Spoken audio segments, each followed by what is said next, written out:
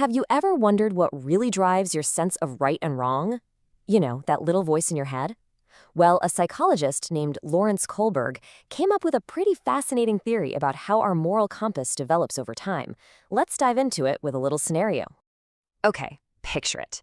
You're there, you see this whole thing go down, what you choose to do in that moment, and more importantly, why you choose to do it, says a lot about your stage of moral development. Let's see how a few different people might react.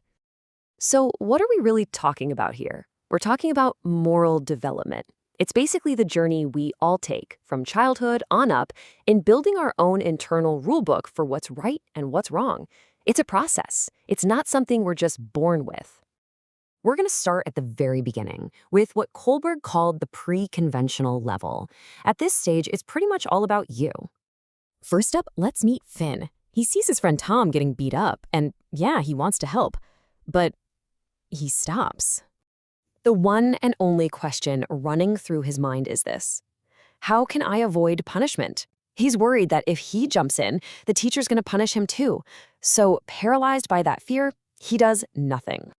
And that is a textbook example of stage one. At this stage, rules are seen as totally fixed and absolute. Right and wrong are just simple labels for what gets you punished and what doesn't. You follow the rules just to stay out of trouble. Okay, now let's bring in Mary. She sees the same exact fight, but her thought process is totally different. She asks herself, okay, what's in it for me? She decides to step in, but it's not out of the goodness of her heart. She's thinking, hey, if I help Tom out now, he's gonna owe me a favor later. This is stage two. See the shift? It's not just about avoiding pain anymore, it's about chasing rewards. It's that classic, you scratch my back, I'll scratch yours kind of thinking. Morality is basically a transaction. So let's just recap this first level. Whether it's Finn avoiding punishment or Mary looking for a reward, they're both totally focused on themselves. Their decisions aren't really about ethics or social norms. It's all about the direct consequences they'll face. You see this kind of reasoning a lot in young kids. So what's next?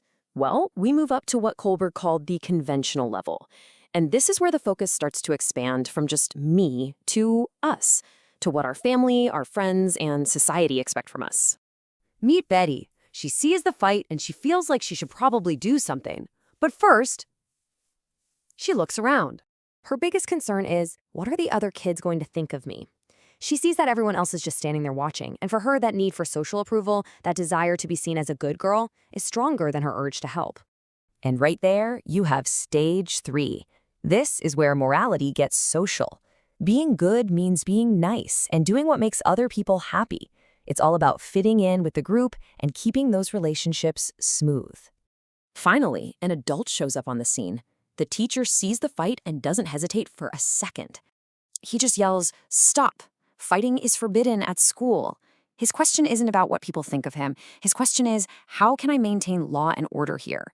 For him, it's about duty. There are rules, and those rules have to be followed to keep things from falling into chaos.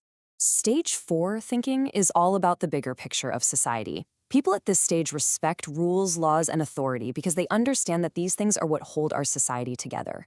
The thinking is, hey, if everyone just followed the rules, the world would be a much better place.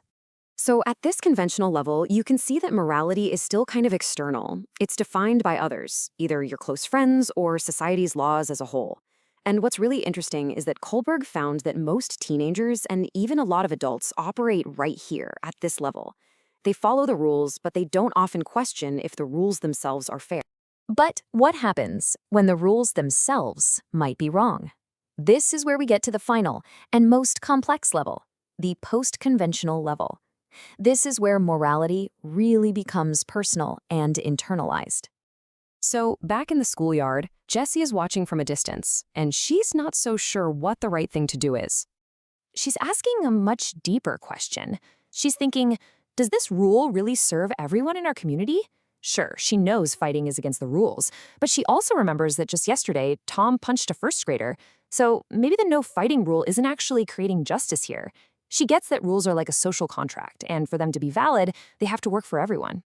In the end, all the students are sent to the headmaster, and he represents the highest, most abstract level of Kohlberg's theory.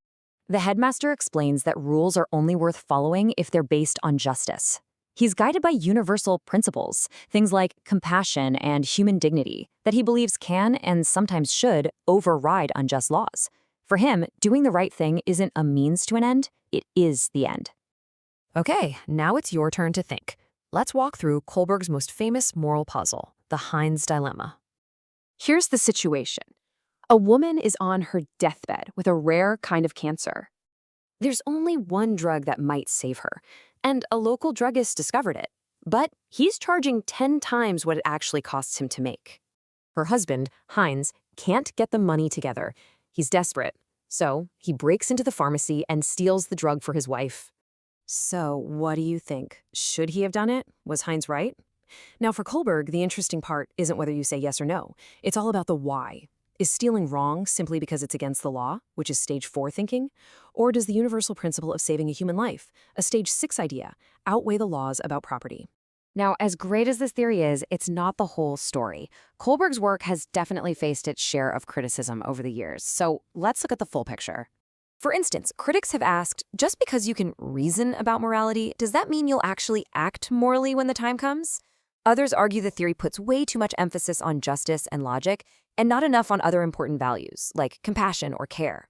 And finally, some say it has a built-in bias towards Western cultures that prize individualism, and it might not apply as well to cultures that are more community-focused.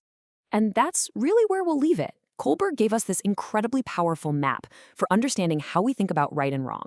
But the biggest question of all is still out there. How do we close that gap between knowing what the right thing to do is and actually having the courage to do it? Something to think about. Thanks for tuning in.